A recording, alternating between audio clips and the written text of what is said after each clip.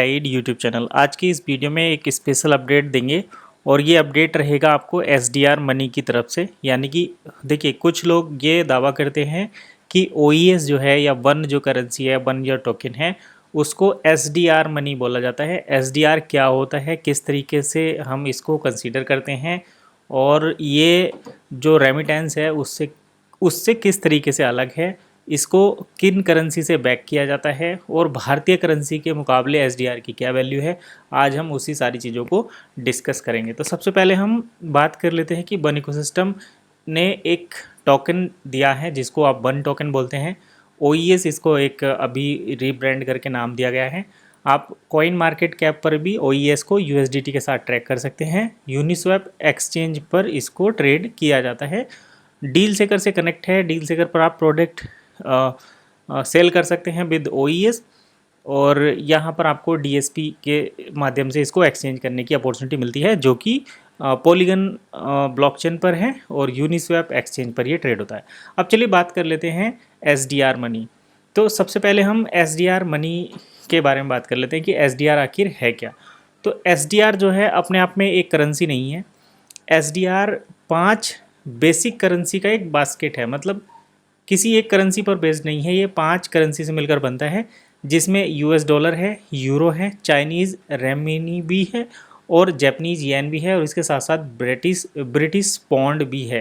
British pound Stirling भी इसके साथ कनेक्टेड है। अब एसडीआर मनी जो होता है उसकी इंडियन करेंसी में वैल्यू 122 रुपीज़ है। एसडीआर जो है स्पेशल ड्राइंग राइट्स, इसकी फुल फॉर्म होती है special drawing rights are supplementary foreign exchange service asset define and maintain by the internal monetary funds, यानी कि आईएमएफ। तो ओईएस क्या एसडीआर मनी है जिसको आईएमएफ के द्वारा मेंटेन किया जाता है। तो आईएमएफ जो होता है उसको 5 मतलब उसको जो बड़े जैसे यूएन मेन आप बोल दो, यूनाइटेड नेशन के द्वारा। यूनाइटेड नेशन एक काउंसिल है, एक अंतर्राष्ट्रीय मतलब सभी देशों का एक समूह है जो कई सारे मुद्दों को देखता है, जैसे ह्यूमन राइट्स हो गया और विश्व में शांति व्यवस्था बनी रहे, युद्ध ना हो, परमाणु युद्ध ना हो, इस तरीके की चीज़ें जो है वो यूएन के द्वारा कंट्रोल की जाती हैं। तो यूएन का एक फंड भी होता है आईएमएफ। आपने बार बार देखा होगा कि कोई भी कंट्री जैसे जो आर्थिक स्थिति से जूझ रही है वो आईएमएफ के द्वारा लोन ले सकते हैं अपने विकास के लिए, अपनी तरक्की के लिए। जैसे अभी फ़िलहाल में एक न्यूज़ आई थी कि पाकिस्तान ने 100 बिलियन डॉलर का लोन लिया है आईएमएफ से। तो आईएमएफ मतलब जो नेशनल मॉनेटरी फंड होता है वो होता है। और ये जो वैल्यू है किसी एक कंट्री के बेसिस पर नहीं रहती। जैसे आईएमएफ जो लोन देता है वो केवल डॉलर के बेस पर नहीं रहती। आईएमएफ जो फंड देता है वो 5 करेंसी के कॉम्बिनेशन से एक बनता है, एक एसेट बनता है जिसको आप एसडीआर यानी कि स्पेशल ड्राइंग राइट्स बोलते हैं। और ये जो है देखिए हिंदी में भी यहाँ पर है, विशेष आहरण अधिकार अंतर्राष्ट्रीय मुद्रा कोष द्वारा परिभाषित और एक अनुरक्षित पूरक विदेशी मुद्रा आरक्षित परिसंपत्तियाँ हैं। एसडीआर आईएमएफ के लिए खातों की इकाइयाँ न कि एक मुद्रा, मतलब खातों की इकाइयाँ हैं न कि एक मुद्रा। एसडीआर कोई मुद्रा नहीं है, खातों की इकाइयाँ हैं। अब चलिए इसका अभी हाल फिलहाल में इतना ज़्यादा जो ये आ रहा है रिकॉर्ड वो क्यों आ रहा है। तो सबसे पहले हम बता देते हैं कि अभी एक एयर इंडिया का जो प्लेन है वो क्रैश हुआ है अहमदाबाद में, जिसमें 242 लोग सवार थे। एक शख्स उसमें जो है वो ज़िंदा बचे हैं, बाकी जो हैं अभी। और वो एक हॉस्टल के ऊपर क्रैश हुआ है तो उसमें भी काफ़ी जारी जो काफ़ी सारे मतलब इंसिडेंट हुए हैं। काफ़ी दर्द भरी कहानी है पूरी। गूगल ट्रेंड पूरी दुनिया में ये बड़े मतलब इस टाइप का जो बोइंग 787 विमान है क्रैश हुआ है, पहली ऐसी घटना हुई है। तो यहाँ पर एयर इंडिया को इस समय टाटा ग्रुप ओन करता है और टाटा ग्रुप ने यहाँ पर देखिए ये लिखा भी हुआ है बोइंग 787 ड्रीम लाइनर। तो ये प्लेन क्रैश हुआ है, यहाँ पर आप देख सकते हैं। ये द न्यू इंडियन एक्सप्रेस का आर्टिकल है। यहाँ पर किस तरीके से इसका जो जब ये प्लेन क्रैश हुआ था तो 1000 डिग्री सेंटीग्रेड के आसपास इसमें तापमान हो गया था। जब भी प्लेन क्रैश होता है तो वहाँ पर मेन रीज़न रहता है कि फ्यूल टैंक, इसमें लगभग 1,40,000 लीटर मतलब 1.5 लाख लीटर के आसपास फ्यूल था। तो जैसे ही प्लेन क्रैश होता है तो वो फ्यूल में आग लग जाती है और टेम्परेचर एकदम हाई हो जाता है और धुएं का गुब्बार सा उठता है, बस उसी में जो है झुलस कर लोगों की डेथ हो जाती है। बाकी क्या रीज़न रहेंगे वो तो अभी जांच का विषय है, ब्लैक बॉक्स आएगा उससे सारी चीज़ें मिलेंगी, बाद में हम डिस्कस करेंगे उसके बारे में। लेकिन यहाँ पर हमें एक चीज़ मिलती है देखने को कॉमन, कि किसी किसी वेबसाइट पर तो इन्फॉर्मेशन ये है कि टाटा ग्रुप की तरफ से जो भी इस विमान हादसे में जिनकी मृत्यु हुई है उनको लगभग 1 करोड़ रुपए दिया जाएगा।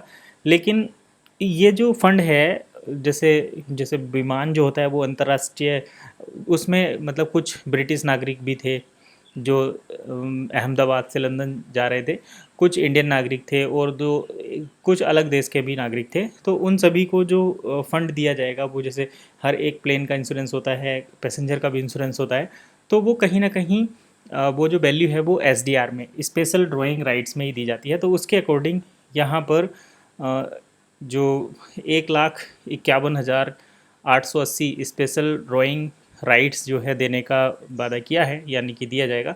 तो इससे वो जो वैल्यू है एक मतलब मृतक के परिवारों को जो दी जाएगी वो लगभग 1.8 करोड़ के आसपास पहुंचेगी, क्योंकि एसडीआर की वैल्यू जो है 120 रुपये अभी है, हम पहले भी देख चुके हैं। तो ये जो अंतर्राष्ट्रीय घटनाएं होती हैं, मतलब जैसे उसमें जो फंड दिया जाता है वो एसडीआर, जैसे अब मान लो कि कहें कि 1 करोड़ रुपए हम भारत के लोगों को दिए जाएंगे टाटा ग्रुप की तरफ से, तो जो ब्रिटिश नागरिक हैं हो सकता है कि उनके लिए जो ये आर्थिक मदद हो वो नेग्लिजेबल हो। मतलब भारत में तो 1 करोड़ रुपए की वैल्यू बहुत है, लेकिन उस 1 करोड़ रुपए की वैल्यू अगर हम ब्रिटिश में या लंदन में जाकर चेक करें तो वो बहुत कम हो जाती है, क्योंकि उनकी करेंसी हाई है, पौंड वहाँ पर चलता है जिसकी 98 रुपीज़ की वैल्यू होती है। तो जब भी कोई ऐसी इंटरनेशनल घटना होती है तो वहाँ पर जो फंड का आवंटन किया जाता है या राहत एक दी जाती है वो एसडीआर की फॉर्म में ही दी जाती है। तो यहाँ पर उस एसडीआर की जो वैल्यू है वो इस वेबसाइट के अकॉर्डिंग 1,51,880 एसडीआर में तय की गई है।